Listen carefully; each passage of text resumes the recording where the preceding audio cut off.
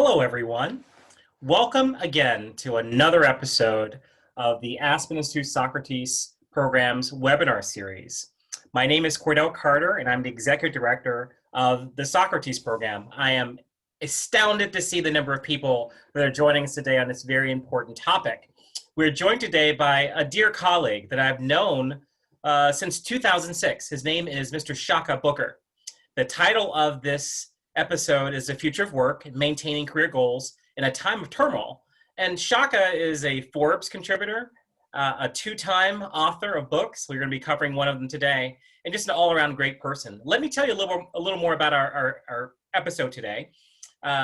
Chaka is the author of Mastering the Hire, 12 Strategies to Improve Your Odds of Finding the Best Hire, and recently, The Empowered Candidate, the power you have to land the job you deserve. He is also managing director for the Eli and Edith Broad Center, a national nonprofit based in Los Angeles. He's focused on leadership development, and the center annually partners with 40 organizations and trains 80 executives for K-12 education each year. Over the last decade, he's recruited and developed talent from all across the country. And he's found that he's learned more from them than they do from him. And so he is a Stanford MBA graduate. He calls himself an introvert, though I have problems believing that. He says he's either helping leaders navigate their toughest challenges, or he's figured out a way to leave the room without anyone noticing. Ladies and gentlemen, please welcome Chaka Booker. How are you, sir? I'm good. I'm good, Cordell. Great to be here. Thank you for that intro. Yeah, and I am an introvert, even though when you're always doing webinars and you're forced to be in front of the room like I have been for the last 15 years or so. No one believes it. Right. Well, you hide it well. You hide it well. Yeah. You're showing how well you can cope. And part of the reason why I mention it, though, even in my bio or even in moments like this, is for all the other introverts in the world out there who think, oh, I can't be in front of the room, or, I can't do that. And there is a bit of like almost code switching for introverts and extroverts that you have to be able to do, I think, in these moments. But yeah, shout out to the introverts. Sometimes you have to step to the front of the room and kind of get good at it. Good stuff. So let's start by learning more about your career history. How did you get to the place of being a national author and Forbes contributor and leading one of the most dynamic nonprofits in the country? Yeah, I always start that story by saying I was born and raised here in Los Angeles. A product of the public education system here, a product of LA Unified. So that shaped me a lot. My mom was a teacher, dad was a social worker. My dad eventually went into entrepreneurship. So that overlap of kind of helping people and also entrepreneurship, leadership, et cetera, has played out throughout my career. I went to UCLA here, and my first job, I had many jobs throughout undergrad, but my first job upon graduating was actually not a job. I started my own tutoring company. And again, that started my like actual career was, trying to figure out how to help people. I love working with kids, but also wanting to understanding entrepreneurship and run a business. And eventually, if we fast forward, I'm here at the Broad Center, been here for 15 years, and again, find myself at kind of this intersection of helping people and entrepreneurship. For those of you who don't know, the Broad Center is a national organization. We focus on leadership development in public education. So in some ways, like the Aspen Institute, right? It's cohort-based, we bring people together, but our focus is very specific: public education, leadership. And a lot of the people in our program, as you know, Cordell, are career transitioners. People trying to figure out, how do I take all these skills I've built in one sector and apply them to something more meaningful? So that means I've said this intersection of working with people not only in nonprofit or the social sector, but Fortune 500s and healthcare, consulting, and military, and you name it. And I've done, across 15 years, many things: recruitment, selection, program development, leadership training, management training. I'm a senior leader in our organization, so I also lead teams. So I consider myself a practitioner, not just kind of a coach or advisor. And in my most recent kind of role, our organization is transitioning from LA to New Haven. Our new home is going to be at the Yale School of Management. So I'm leading the team that's leading that transition. So once again, in intersection, this time with higher ed and understanding how that works. But it's been great work, and I've progressed, and a lot of my job now, almost every day, every other day, I'm on the phone or on email somewhere with someone across the country, helping them solve an issue they're facing, Mhm. It often has to do with talent or helping them think through their own careers. How do they develop in their own role, or how do they make that next career step? So it's great work. I love it. Great. Well, so speaking of talent, I know Broad is famous or infamous, depending on your perspective, of having a very, very small selection rate. I want to say is 3%, maybe two and a Yeah, half percent. yeah, that's Yeah, about could right. you talk a little about the sheer amount of effort that's required to get the number of quality candidates to achieve a rate that is more elite than some of our elite universities across the country? Yeah, I mean, it is a huge effort. We have a small but really, really strong and talented recruitment and selection team. Um, and we run two programs primarily on the kind of talent side, in terms of finding people. There's the residency, which is for mid-level talent, and the academy, which is for superintendents. So two different strategies there. The superintendent strategy is much more targeted. Right? It's almost like executive search. You got to identify who those people are, reach out to them, help them understand the opportunity. For the mid-level roles, it's more volume at the front end. You really got to get the word out. It's marketing. It's helping people understand, here's this great opportunity, helping them understand that just because it's in public education doesn't mean you're going to be in a classroom teaching, because that's the first thing people think, particularly as people career transitioning, helping them understand what's really on the other side of this opportunity. So there's this huge, almost marketing effort before you even start recruiting. And then you have to have a really, really solid selection process. You have to have really strong processes around how to identify based on really specific criteria. You have to be really strong on anything that's related to bias, because when you have processes like this, easily bias can affect your decisions. You have to have really strong debrief processes when you're discussing the candidates afterwards, like, what worked with this candidate, what didn't work. You have to really speak the unspoken, because so many things can happen in an interview room that are not on the rubric. You have to create a space that allows those things to come out. But it's a big effort, right? It's a huge thing on the front end just to raise awareness, and then incredible work around kind of narrowing that pool down. And then there's a whole nother piece where you're then actually working with the organization that they're going to work with. For the residency in particular, it's partnering with that organization, understanding their needs. What does the organization need? What are they facing? And some of these things will tie in, probably even as we talk more, like thinking about what an organization needs is critical. And then once they're in the program, as you know, it doesn't end. We're then developing them as leaders, which is another team, a separate team, and again, an incredible team who does great work around. There's no doubt that many of those lessons that you've been picking up over the last 15 years figured greatly into your first book, Mastering the Hire. Was that correct? That's right. Mastering the Hire. Could you talk a little bit about just maybe a high-level view of your approach to that book? Yeah. So that book was born out of, like you just said, everything that I'd learned around finding talent, finding great talent. And one of the things that you realize when you do this work is, or one of the things that happens is pattern recognition. You start to see themes. You see the same mistakes happening over and over again, or you see the same things that lead to success, lead to successfully finding the right person. You see those over and over again. So realizing that, I started to capture some of those things and just put them into writing. And at some point, this is, I can't go back into my writer's head and say, like, what made me realize this was a book? But somewhere, and maybe it was the entrepreneur in me that said, you know what? This is more than just capturing these things in slides. This is actually a book. So Mastering the Hire really captures, from the interview perspective, what are the things you should do to really truly assess candidates in a way that allows you to make really great decisions, so that when you come on board, the odds are much higher that they're going to do really, really great work. And I can completely, the lessons I've learned are from the work that we've done selecting candidates. I mean, I've interviewed thousands of candidates, probably over 3,000 candidates, reviewed more than 5,000 resumes, and you see patterns in how we think when we're picking talent, assessing talent, but also patterns on the other side of the table, which is what the second book was about. Like, what are candidates doing? Right. So speaking of patterns, because we have the ultimate pattern breaking circumstance right now. Right. We have record unemployment. We have some industries that are disappearing before our very eyes. Small business sector under attack due to COVID, due to a variety of factors.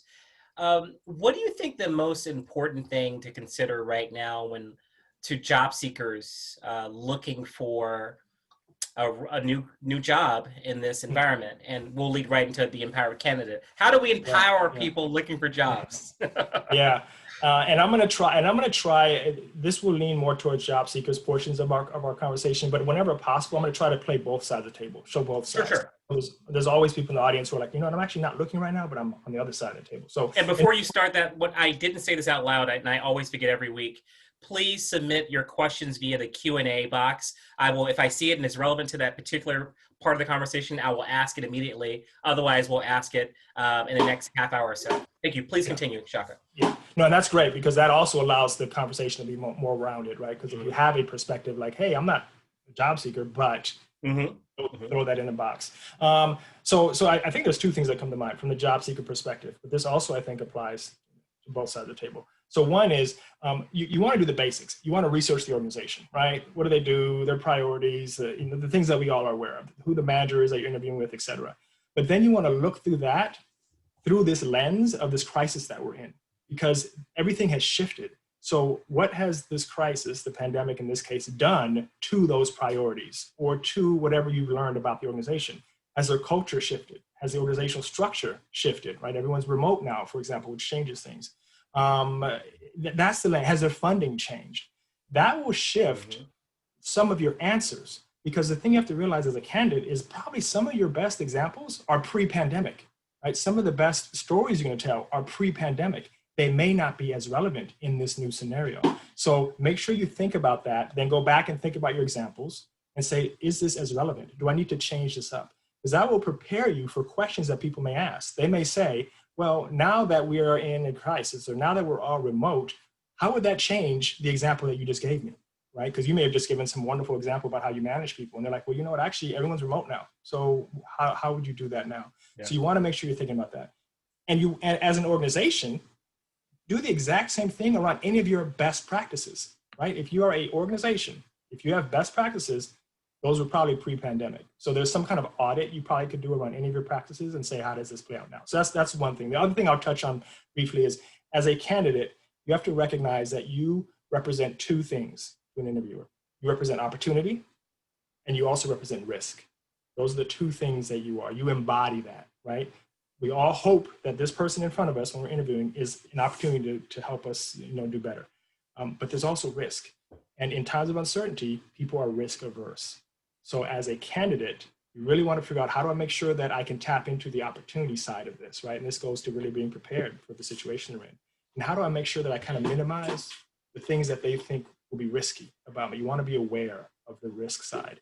And again, on the hiring side, be very thoughtful about the risk stuff. And we'll probably come back to this, because risk sometimes isn't relevant. The risk that you're identifying is maybe just discomfort or personal preference. So, I definitely want to come back to the risk, but for the benefit of those listening, I do want to lean into the Empowered Candidate, because that's your newest book, correct? Yes, that's right. Yes. That's right. So in the Empowered Candidate, you share 4 things that hiring organizations and managers will likely prioritize in a time of crisis. Can you elaborate on what those 4 things are? Yeah.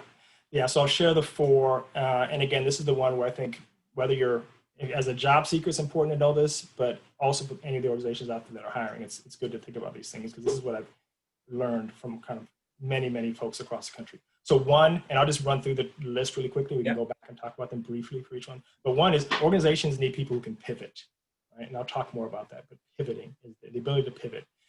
They need people who can plug and play, and I can share a little bit more about that. The third one is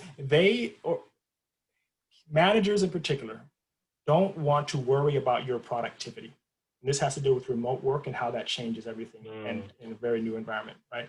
And I'll come back to that. And then the fourth one is, if they're hiring people who are managers, right? If you're going to be managing people, they want to know that you know how to manage a remote team if people go remote, or you know how to manage consultants or contractors, because some organizations are shifting more toward that model because it allows more flexibility. So during times of uncertainty, instead of hiring people full-time, they may be hiring more consultants and contractors, and they want to know you can manage a much more flexible, fluid workforce. So those are 4 big things. And I'm happy to kind of just dive in briefly on each one. Yeah, if we could, just maybe, especially the first 2, I'm especially interested in. Yeah. So pivot. So in times of uncertainty, we often hear about organizations having to adapt, right? You got to adapt to the new situation, which is true. Within adapt, though, is the idea that you actually have some time, you're evolving.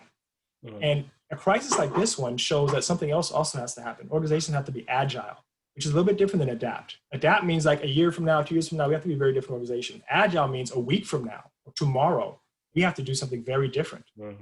So agility, in order for an organization to be agile, they need people who are agile.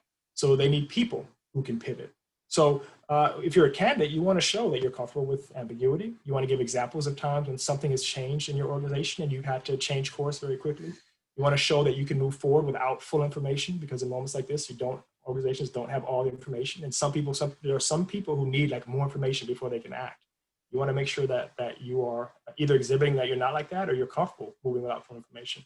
And as a hiring organization, those are things that you're probably looking for as you're either bringing in talent or assessing talent, like what do you need in those moments. So that's the pivot. The plug and play is connected to that. And this has to do a little bit more with if organizations are restructuring or things change quickly. So one side of it is using the pandemic as a specific example. If people become ill or have to leave work because family members are ill, the ability for someone to be a pinch hitter is really valuable. So if you're a candidate, can you do more than one thing, right? Can you, let's say your area is sales. Have you worked across departments or worked across functional teams, and you also are familiar with marketing or some other area or general management, maybe a little bit of operations? It doesn't mean you have to have expertise. It's not like suddenly if you're in sales, you also have to be an expert at finance. Like that's unrealistic. But you want to give examples where maybe even filled someone's shoes when they had to leave the organization for a short while. But showing that flexibility around skills is important from the candidate perspective. And for organizations, it's important to identify people in your organization who are good pinch hitters, because then they can fill those gaps that might happen. Or if you do a restructure, you're not hiring an entirely new team. You can say, okay, we can take this person. She's really good at this thing, but she also has led cross-functional teams, so we know we can put her into another role. So that's the plug and play thing. It's not intended to make you feel like you're a widget. It's actually an incredible skill to be a pinch hitter, to have kind of multiple tools in the toolbox. Yeah, so like you ever heard that term in baseball, the utility infielder? They can play all four positions in the infield. That's a very valuable, very rare person. Yeah. So if you can find that, if you can exhibit that you have some of that ability, it's really powerful. And if you can find that, it's really strong. So question, all interviews for the most part now are taking place over the phone or video versus in person. So what are some of your best advice for the phone and video interviews that are happening right now? Yeah. So I'll start with phone and then talk about video. So if there's one thing I could tell people about phone interviews that maybe will help you easily remember it is, even though they can't see you, the person on the other side, pretend like they can. Because there's a lot of research around, like the one thing they're hearing is your voice. But you still want to be able to convey different feelings and cues, etc. So you want to do things like maybe on your end as the candidate, you want to stand, because that allows you to do more natural movement, which will make its way into your voice.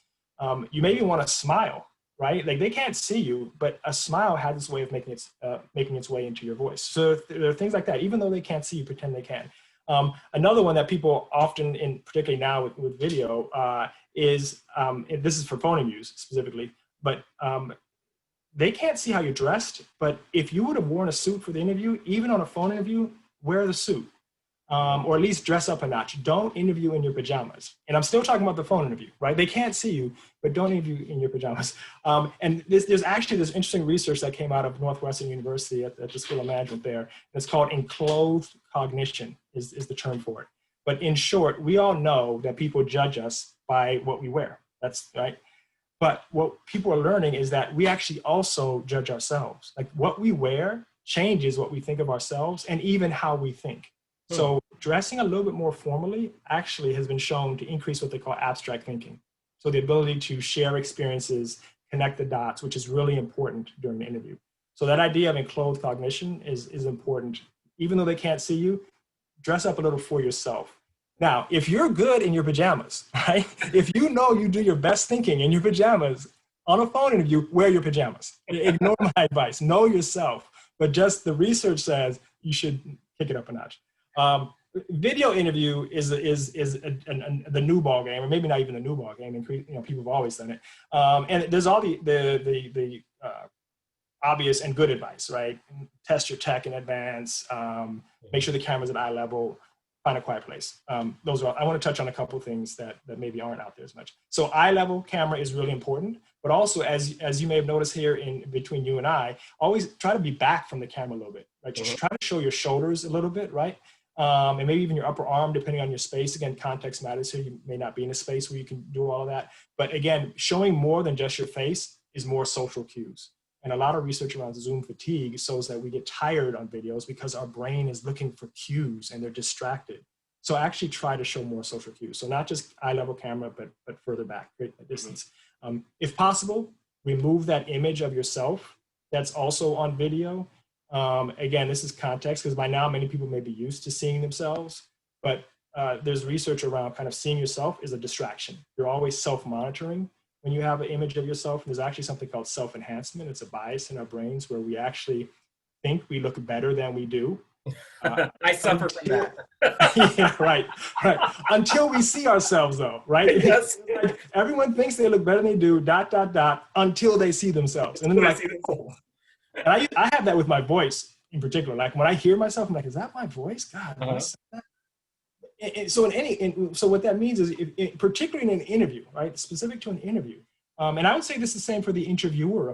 Either side, you really want to focus on the person in front of you. You don't want to be distracted by looking at yourself and judging yourself, and probably harshly, right? You really need to focus. Interview is a very specific thing where you got this little window, and you really want to try to put your energy on the person in front of you. So that's important. And then one last tactical tip, and this is what any good customer service agent has done when you've called in, is give them, if you're a candidate, give them your cell phone number at the beginning, or email it to them. Or if you're the interviewer, ask them for their cell phone number. Because if tech drops, if Wi-Fi drops, you still want to be able to finish that interview.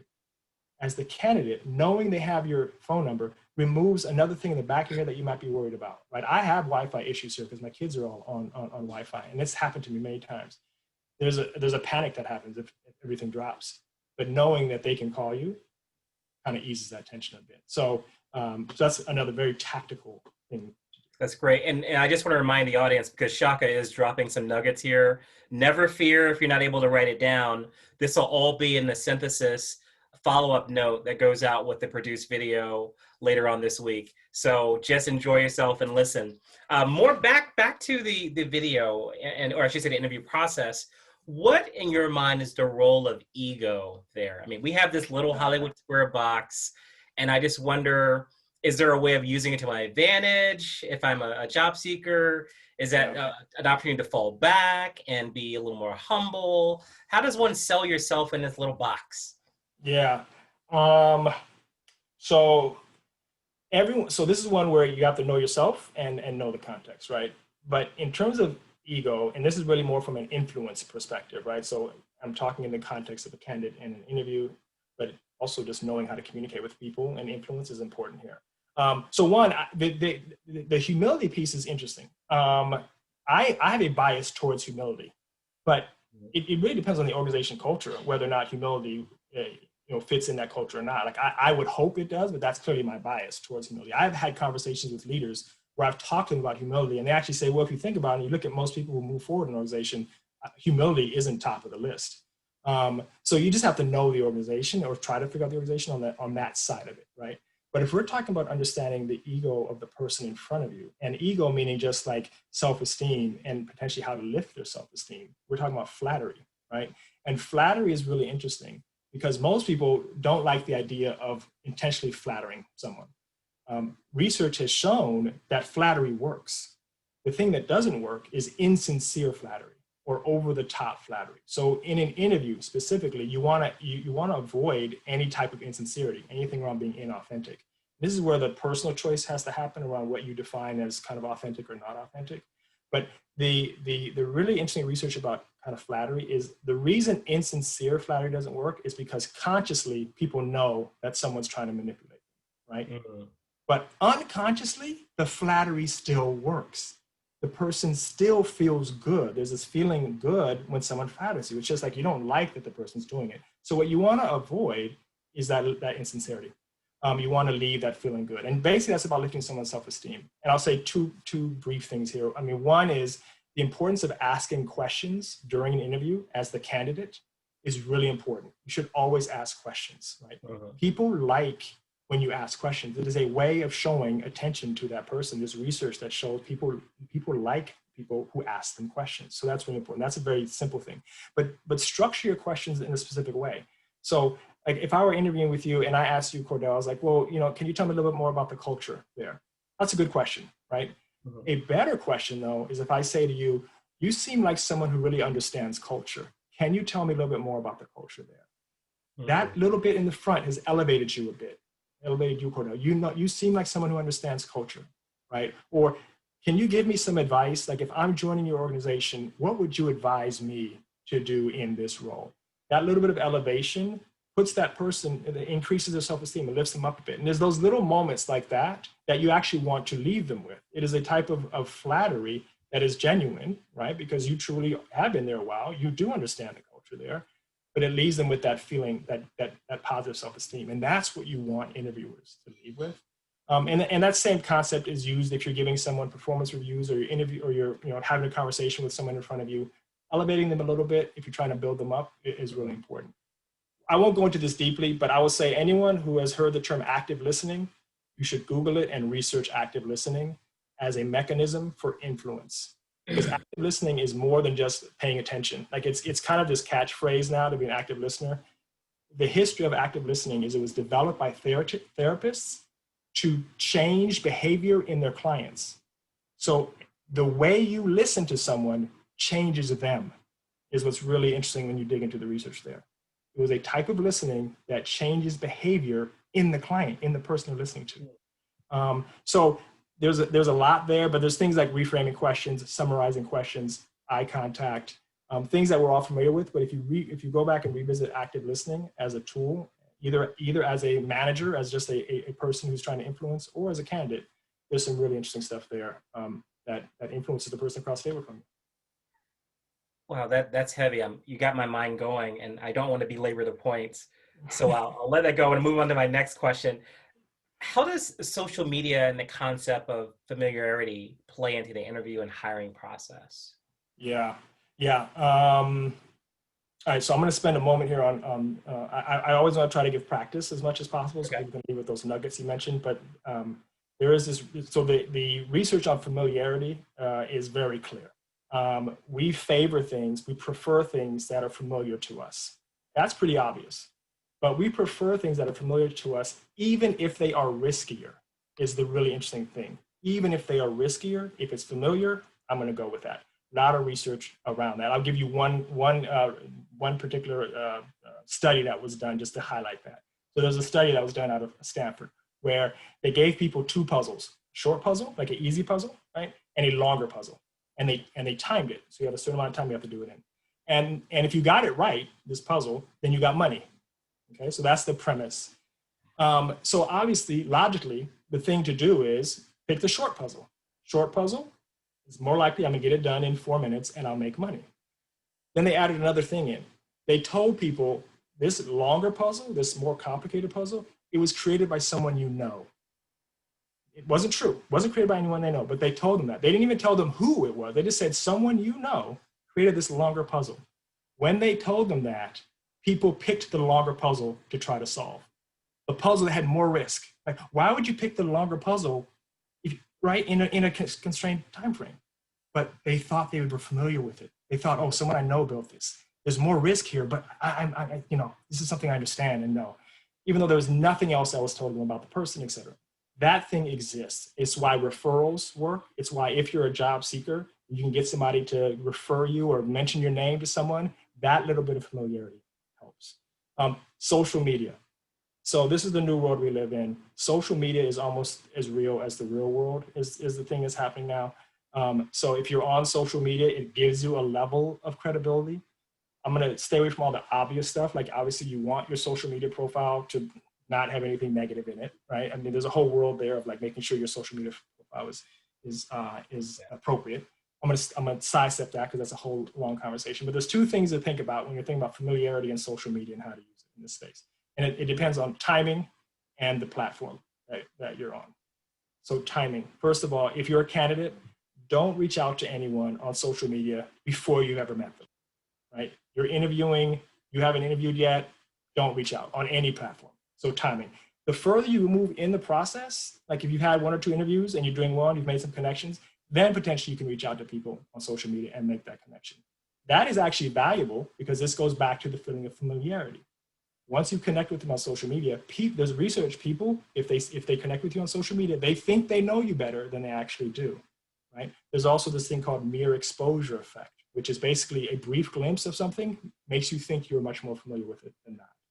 So further in the process, it's okay to reach out. Now, this is where it's important platform-wise, though, because my advice to people is don't connect on Facebook. It's too personal. People put stuff on Facebook that usually is maybe related to their family, all kinds of stuff. You have to do a friend request. It's very different. So I would avoid Facebook as a place to connect. Twitter is interesting because Twitter, you actually follow them. And in some ways, you are showing that you're interested in what they're tweeting, right? And most people don't have tons of followers. So when you follow them, they're going to notice that. Again, look at what they're tweeting, though, because you don't want to like co-sign something, because if they're tweeting controversial stuff, then you don't want to co-sign on that. But if they're just kind of retweeting interesting facts and things, follow them. They'll notice it. They'll realize who you are, and they'll feel like, oh, okay, this person's interested in what I'm thinking. Again, later in the process, that's fine. LinkedIn is, for the most part, very professional and probably your safest bet to connect on LinkedIn. And again, this depends on your own level of comfort, but you could connect with somebody after the first interview on LinkedIn, or maybe after the second. You have to kind of judge that. But always include a note. Always include a note that says, hey, it was really great meeting you. Regardless of how this process turns out, I'd love to stay connected. Something like that, so it doesn't feel weird. Because what you don't want is a person on the other end to feel like, oh, I don't know if I should accept this or not, because I don't know if we're going to hire this person or not. You're trying to avoid any of that funkiness. So your safest bet is wait till a couple interviews in, assuming you've gotten there, and connect on LinkedIn. That's your safest bet. Avoid Facebook, and then Twitter is an interesting kind of place in the middle. Related to these digital expressions of emotion, for many people are suffering anxiety right now. You know, we have a change of circumstance. I pity the young people that are still in school. Imagine a little one trying to do preschool on Zoom. That'd be challenging. But the same is true for adults. How can people speak honestly about emotion and the anxiety they may be feeling about our current time and this future that we're all walking into together all of a sudden, to their advantage in an interview, or to their disadvantage? Maybe they shouldn't say these things, but I'm just interested in your take on whether emotion in an interview is ever beneficial. Yeah. So the broad answer is yes, emotion is helpful, and you have to be very thoughtful about it, because the interview world is like I said, it's this very unique little place where you got this short period of time to kind of express yourself and to assess someone. So I'll talk about anxiety first, and then kind of just talk about emotion more broadly, because anxiety is a very specific type of emotion. It's actually a double-edged sword in many ways. Mm-hmm. It's what's called an emotional contagion. It basically, like, if I'm anxious, if I'm nervous, you're going to feel it. You, Cordell, will feel it, right? Like, we've been around people who are nervous, and you start to feel a little something, right? So emotions are contagious. They're emotional contagions. Anxiety is that way, which is why it can be dangerous, because you can get yourself to spiral, and the other person feels your anxiety, and it's not a great feeling. At the same time, anxiety, there's a term in psychology used called the organizing power of anxiety. Anxiety can actually help you focus. It actually has biological roots, right? It is part of the way we're built, because we perceived oncoming threat or something we're preparing for, fight or flight, like all those kinds of things are related to anxiety. So there's actually an organizing power to anxiety. So what you want to do is you don't want it to spiral. You want to be able to control it. You want to kind of stop it, but you're not trying to eliminate it, because that's going to be very difficult. Like, if you're nervous, it's going to be there, but control it. So there's a couple of things you can do, and all of these kind of go into a space that, again, you have to try them out and see what works for you. I have to give credit to, there's a professor named Matt Abrams who champions these approaches. But like, if you're going into an environment where you're anxious, whether it's an interview or anything else, before you go into that environment, count backwards from 100 or maybe even 200, but count backwards by some weird number, like 7. Because what you're trying to do is put yourself back in this current moment. You're trying to take your mind off of what's coming. So anxiety is actually a forward-looking feeling. You're worried about the interview, or worried about something that's going to happen after this meeting or at this presentation. Put yourself in the moment, and forcing yourself to count backwards by 100, by sevens, 100, 93, 86. It puts you, like, you got to focus right now. Right. There's other ones that this professor suggests, which are like, just look around you, things you can do in the moment. And whatever you see, spell it, but spell it backwards. Like if you see a tree, EERT, try to spell it backwards. Fire station, try to spell that backwards. Again, bring yourself into the present so you're not thinking as much about the future, because that anxiety is all about this unknown future, which really is not going to be as bad as you think. Like when you go into an interview or a meeting, you're not going to die, right? But our bodies are still designed to be like, oh, there's a threat coming out, and you get all amped up. Deep breathing exercises, right? Again, same thing. Belly breathing, roll breathing. I mean, you can Google these things. You got to kind of pick what works for you. But that's kind of getting that organizing power of anxiety. Just get it under control. Don't let it spiral. Emotions are tricky in interviews. Joy and happiness, positivity, those things aren't really the area. It's more around, like, do you express that you're anxious or scared or, angry or sad? Mm-hmm. So I think for most leaders, communication, the better thing is to be a little bit vulnerable, right? So there's the normal bigger world where, like, vulnerability actually can be a good thing when you are a leader and you're expressing your concern, you're anxious. I also am not quite sure what to do. So I actually think emotion is really good there. In the interview, you have to be careful, particularly around anxiety or anger or sadness, verbalizing it, because you just don't know who's sitting across the table from you and how they will feel it, because it's contagious. So you kind of want to stay away from expressing anger, for sure. Sadness is the same thing. I mean, I've been in interviews where someone has cried, and I actually feel closer to them, but that's my makeup. That's how I am as a person, where I actually didn't knock them for it. It opened the door to, like, this is a human being. I just think that's risky in an interview, because you don't know who's sitting across the table from you. So the better thing to do, though, is you do want to talk about emotion. So if something in your example made you sad, then just verbalize it. So the key is verbalize it. It made me sad that this happened, or it frustrated me that this happened, or I felt anxious.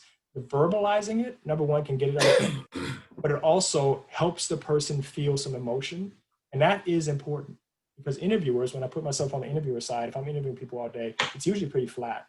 People aren't talking about their emotion. And the moment somebody actually talks about emotion, I'm paying a little bit more attention. And there's a little bit more of a connection.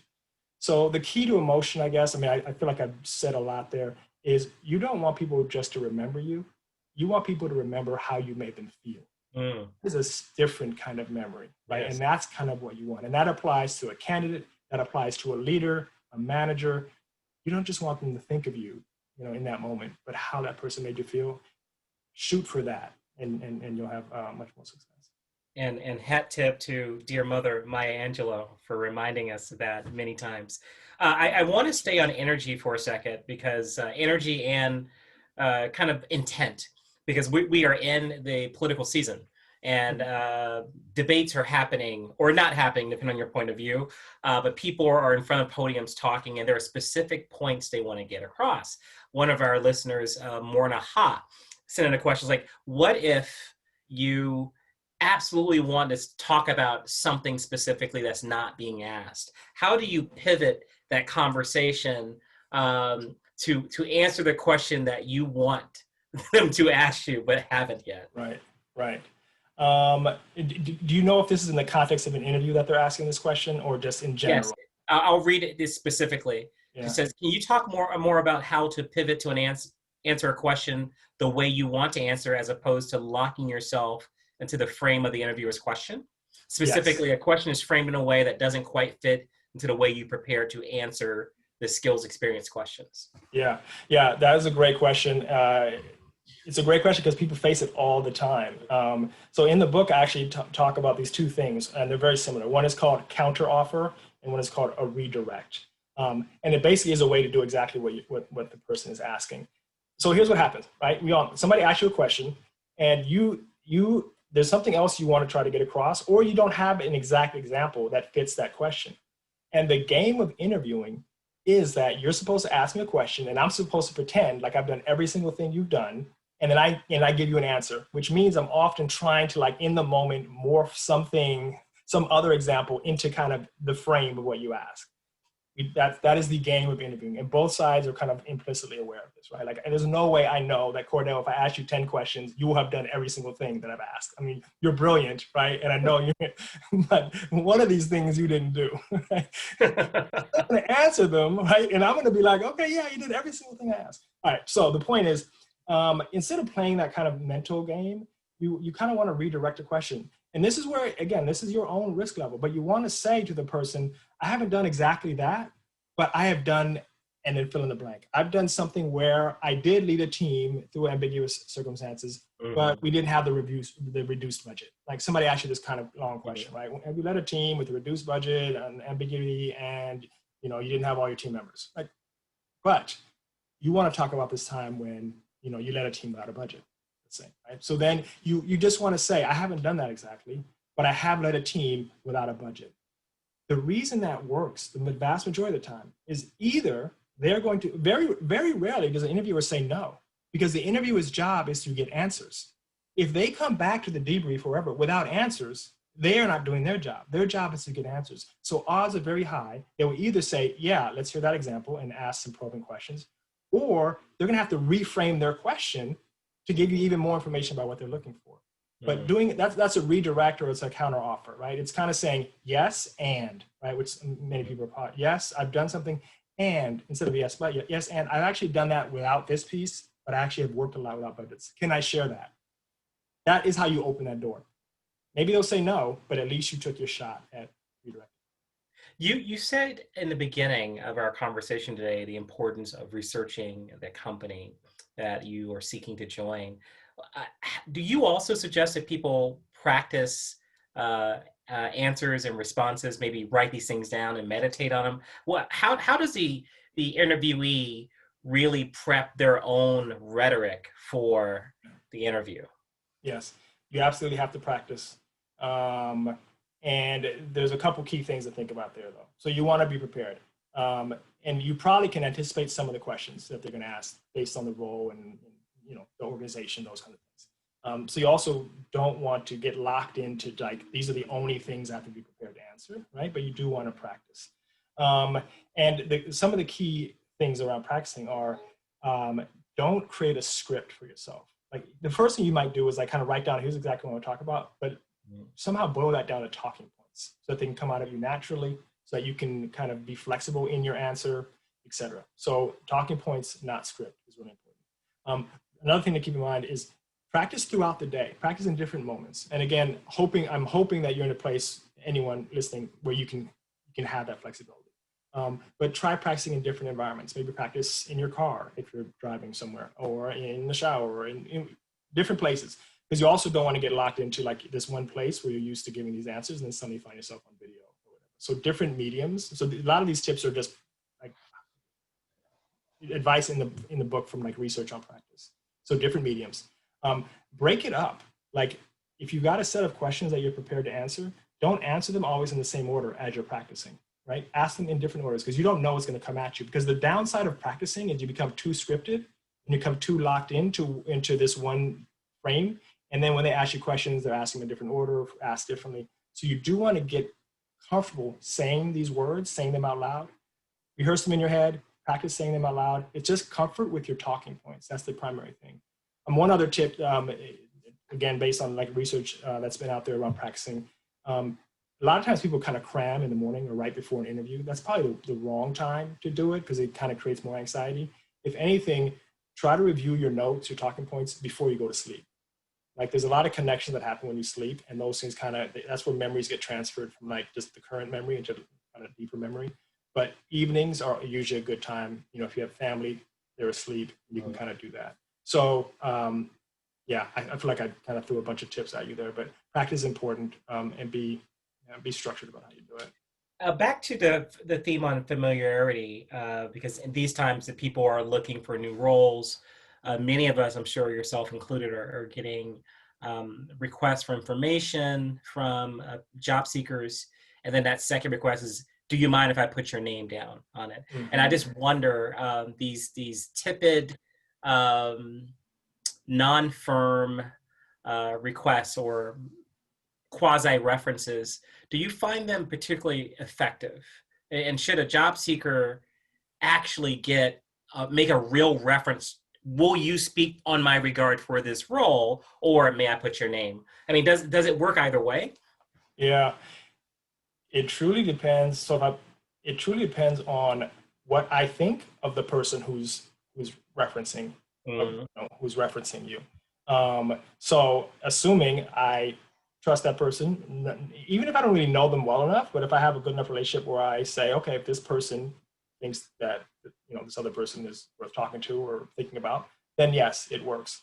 Um, if not, then it could potentially backfire. So you want to be thoughtful about who you're asking to speak on your behalf, because the person on the other end doesn't know you yet. They know that middle person. mm, And whatever they think of that middle person is what they will assume about you. So you do want to, if possible, kind of have a sense of that. That's why I'm very careful around LinkedIn and having people on LinkedIn connect me with people, because LinkedIn, that connection piece can work, but you really got to know who that middle person is. And a lot of people are connected on LinkedIn who don't truly know each other. And this has happened to me as well, where people have reached out to me and said, hey, I saw you're connected to this person. And I'm honest with them. And I say, you know what? I am connected with them, but I don't really know them that well. So I'm not sure that this is actually going to be helpful. I have to be honest back to the person yeah. and tell them that I don't know if that's helpful. Or I'll say, you know what, I haven't talked to them in like 5 years, but I'll shoot them an email, but at least they know. Right. Right. Circumstances. So here's a question, and we just have a couple more questions here. Yeah. This is on culture, and this is from Justina Boyd. Um, what are some tips on getting a feel for the workplace culture before deciding to accept a job offer? And Yeah. she says from her experience, it's really hard to get a pulse just based on the interview. Yeah, that is hard. I have like tips on the other side of the table, right? How to think about this idea of culture fit. But when you're in the candidate seat, um, I mean, I would say that actions speak louder than words in those things, right? So every organization usually has their values and something written about kind of how they treat people, Uh, but it's how you are treated will probably tell you a lot. How you're greeted, how quickly people move from kind of interview mode to do they spend a little bit of time in getting to know you. Those little moments, I think, tell you a lot, maybe even how people treat each other. So I would look at that, because that's kind of where culture lives. A lot of culture is the interactions between people that tell you things. I do think org values, those kinds of things, can give you an overarching sense, but it doesn't always mean that they live. So I would look at interactions between people and pay attention to those things. yeah. Do you see a lot of value in connecting with current employees for informational interviews that may not be a part of the interview process? Yeah, I mean, I actually think I think that's probably a good idea. Yeah. I think that is a good idea. Um, because they can give you, and again, this depends on who that person is, because will they Right. give you the scoop? So if you know someone, then that is the best way to learn about the culture of Mhm, the organization. mhm. If you know someone and they'll be honest with you and they can have either an off the record conversation or informational conversation. Yeah, yeah. I'm thinking about back to some previous life experiences, and the person you may know may not be a great employee. Okay, Yeah, yeah, and you'll get some really skewed views. And so, being careful, you got to be careful about these that things. is, Well, what are your thoughts about asking your recruiting manager, hey, are there some employees that I could speak to about uh, the workplace culture, and just be upfront? yeah, You know, yeah. I think I'm that's also interviewing great you as much advice. as you're interviewing me. Yep, I think that's great.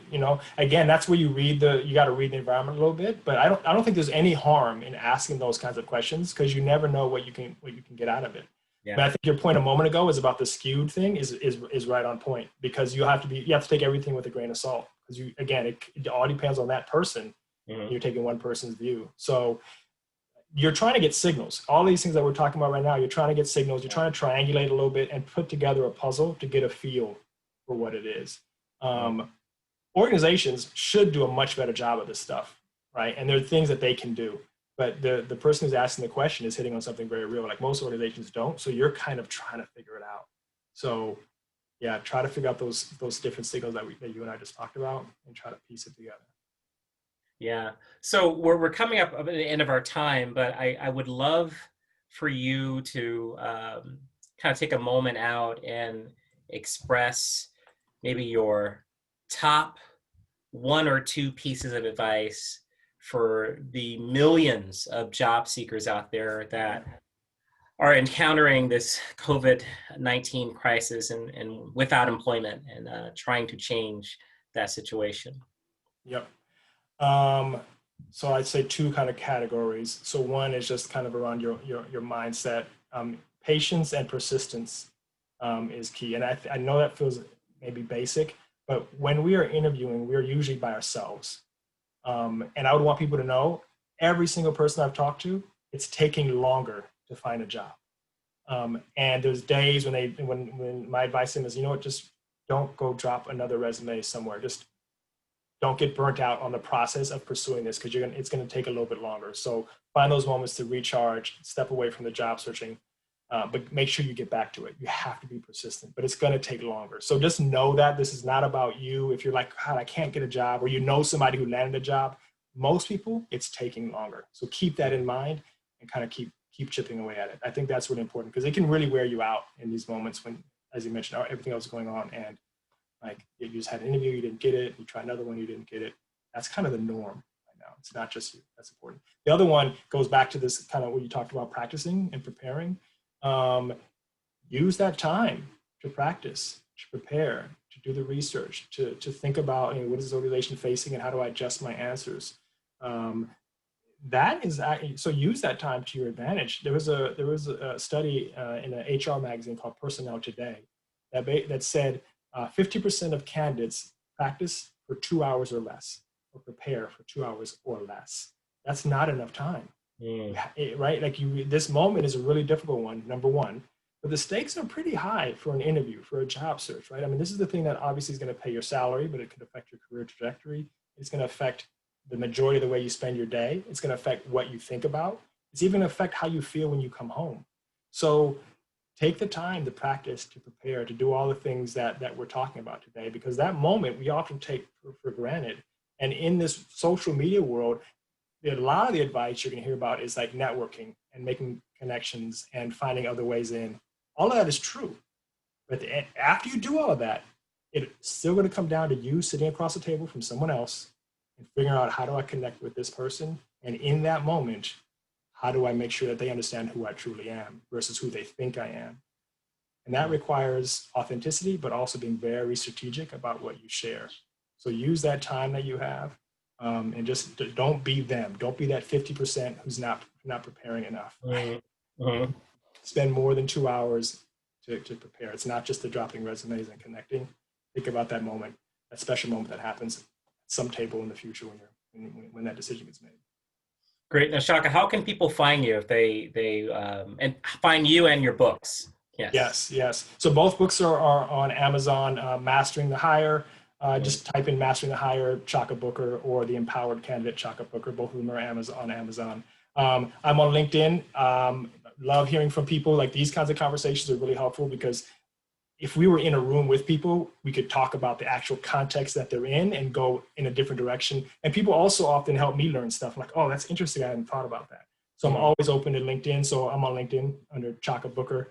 And then I'm also on Twitter as Chaka Booker, at Chaka Booker. So reach out to any of those places. Happy to connect and happy to help however I can.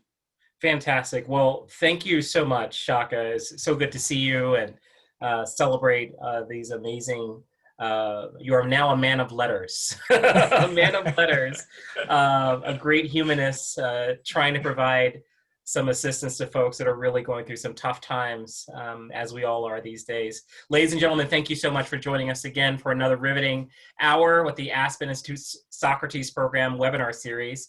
We'll be back soon next month with more content from amazing folks just like Chaka Booker. Again, he can be found on Amazon and LinkedIn and Twitter. Chaka, thank you. Best to your family and best to you, sir. Cordell, thank you. I appreciate you. All right. Goodbye, everyone. Goodbye, everyone. Thank you all.